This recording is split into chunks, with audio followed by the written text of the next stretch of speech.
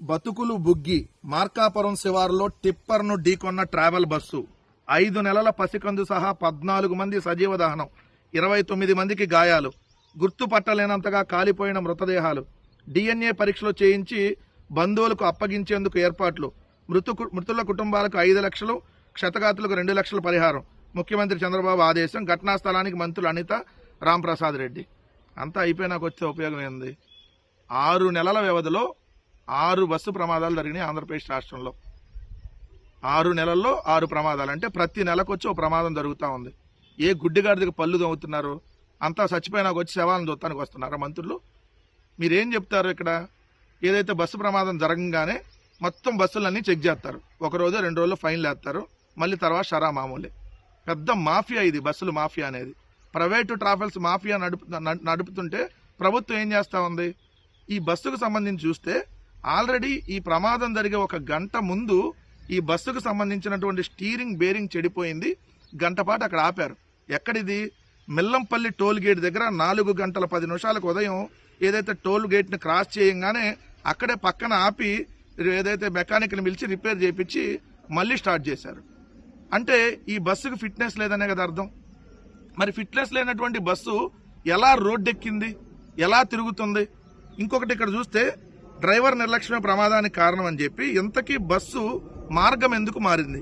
ఈ బస్సు తెలంగాణలోని కోరుట్లలో నుంచి బయలుదేరింది. తెలంగాణ జగిత్యాల నుంచి బుధవారం సాయంత్రం 5 గంటలకి బయలుదేరింది. తర్వాత కోరుట్ల, తర్వాత నిర్మలు, తర్వాత ఆరుమూరు, తర్వాత భీమ్గల్లు, తర్వాత సిరికొండ, తర్వాత రామాయంపేట, తర్వాత మేడ్చల్ అంటే ఏదైతే తెలంగాణ. అక్కడి నుంచి ఆంధ్రప్రదేశ్లో పల్నాడు రావాలి. ఫస్ట్ పల్నాడు జిల్లాలో వినుకొండ రావాలి. వినుకొండ నుంచి దర్శి, పొదిలి, కనిగిరి, పామూరు మీదుగా నెల్లూరు జిల్లా కలికిరి వెళ్ళాలి.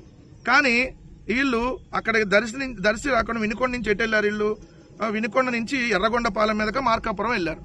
అంటే ఎందుకు వెళ్ళారు? అసలు ఈ బస్సు ఏదైతే ఎక్కడ పడితే అక్కడ జనాలను ఎక్కించుకొని వాళ్ళు ఏ రూట్లో వెళ్ళాలా ఆ రూట్లో వెళ్లకుండా వేరే రూట్లో జనాలు దించడానికి వెళ్ళింది. అంటే ఇది ఫస్ట్ ఆ బస్సుకు సంబంధించి ఏదైతే పాటించాల్సినటువంటి నియమాలు పాటించలేదనేది ఒకవైపు. రెండోది వచ్చేటప్పటికి అంటే ఇక్కడ రవాణా శాఖ నిర్లక్ష్యం. ఫస్ట్ పాయింట్ అంటే ఫిట్నెస్ లేకుండా 9 సంవత్సరాలుగా ఈ బస్సుకు ఒక చలానా కూడా వేయలేదంట. అంటే అధికారులు ఏ విధంగా లంచాలు తీసుకొని ఇట్లాంటి బస్సులకు పర్మిషన్ ఇస్తున్నారని అర్థం కావట్లా. చలానా వేయలేదంటే 9 సంవత్సరాలుగా ఇది ఇట్లాంటి బస్సులకి. రెండోది వచ్చేది ఈ హరికృష్ణ ట్రావెల్స్ అనేది చాలా వివాదాస్పదమైనటువంటి ట్రావెల్స్. 2 సంవత్సరాల క్రితం హైదరాబాద్లో ఈ ట్రావెల్స్ బస్సులో ఒక మహిళపై ట్రావెల్స్ బస్సులో మహిళపై డ్రైవర్ అత్యాచారం చేశాడు. ఇదే హరికృష్ణ ట్రావెల్స్. మరి ఇట్లాంటి బస్సు, ఇలాంటి ట్రావెల్స్కి ఏదైతే వాళ్ళు 9 సంవత్సరాలుగా చలానా వేయకుండా ఆ బస్సును నడుపుతున్నారంటే ఫిట్నెస్ లేకుండా ఎలా నడుపుతున్నారు అంటే చెకింగ్ కూడా చేయట్లే. కనీసం వేస్తే రోజు ఫైన్లే, రోజు ఆపేయాలి బస్సుని. ఇది ఒక పాయింట్.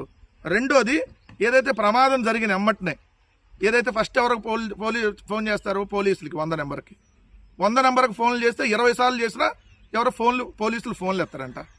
తర్వాత 108 అంబులెన్స్ చేస్తే అంబులెన్స్ రాదు టయానికి, వాళ్ళు ఫోన్లు ఎత్తారు. అంటే రవాణా శాఖ, ఏదో విధంగా పోలీస్ శాఖ, అదేవిధంగా వైద్య ఆరోగ్య శాఖ 14 మంది చనిపోవడానికి కారణం ప్రధానంగా రవాణా శాఖ నిర్లక్ష్యం. ఈరోజు తక్షణం రవాణా శాఖ మంత్రి రాజీనామా చేయాలి. ఎందుకు? ఇదేదో ఒక ప్రమాదం కాదు, నెలకొచ్చి ఒక ప్రమాదం జరుగుతుంటే ఏం పొడుస్తున్నారు, ఏ గుడ్డిగాడి దగ్గర పళ్ళు దొంగతున్నారు. ఇక్కడ చూస్తే స్టేట్మెంట్లకేమో అద్దు పొద్దు ఉండదు. ఏం చెప్పింది హోంమంత్రి? 30 నిమిషాలు జూమ్లో లోకేష్ మాట్లాడేసి లక్షల కోట్లు పెట్టుబడులు తెచ్చారంటారు. మరి 30-40 సార్లు చేసినా పోలీసులు మాత్రం ఫోన్లు ఎత్తరు. ఇంకొక అంశం వచ్చేటప్పటికి ఏమంటారు వీళ్ళు? డ్రోన్ ట్యాక్సీలను ఎయిర్ అంబులెన్స్లు పెడతారంట. మామూలు 108కే దిక్కులేదు ఈరోజు ఆంధ్రప్రదేశ్ రాష్ట్రంలో మీ కూటమి ప్రభుత్వంలో. మీరు చెప్పే మాటలేమో ఎయిర్ అంబులెన్స్లు, డ్రోన్ ట్యాక్సీలు, మీ బొంద, మీ భోషానం మాటలు మాత్రం మాట్లాడుతూ ఉంటారు. పిట్టల ద్వారా కబుర్లు తప్ప ఏమన్నా ఉందా? ఈరోజు 14 మందిని సజీవ దహనం అవ్వడానికి ఈ బస్సు కారణమైతే మొన్నటికి మనం కర్నూలులో చూసాం. బెల్ట్ షాపులో మద్యం సేవించి ఏ విధంగా రోడ్డెక్కితే ఆ బైక్ని బస్సు గుద్ది అక్కడ చనిపోయినటువంటి పరిస్థితి. దాదాపు 20 మంది సజీవ దహనం. 1-2 ఇన్సిడెంట్లు ఈ కూటమి ప్రభుత్వం వచ్చినాక ప్రతి రోజు ఏదో ఒక ఇన్సిడెంట్లో గుడిలో తొక్కేసలాట జరిగిద్ది, లేదంటే మీకు రోడ్ల మీద ప్రమాదాలు జరుగుతూ ఉంటాయి, బస్సులు తగలబడతా ఉంటాయి, బాణసంచా పేలి అక్కడ చనిపోతూ ఉంటారు, లేదంటే వీళ్ళే డైరెక్ట్గా నడి రోడ్డు మీద నరికి చంపుతూ ఉంటారు. ఇంత దారుణమైనటువంటి పరిపాలన ఇక్కడ నడుస్తూ ఉంటే ఎంత మాఫియా అంటే 2200 ప్రైవేట్ ట్రావెల్స్ ఉన్నాయంట ఆంధ్రప్రదేశ్ రాష్ట్రంలో. రోజుకు 75,000 మంది ప్రయాణిస్తారంట. రోజుకు 75,000 మంది సీటింగ్ కెపాసిటీ.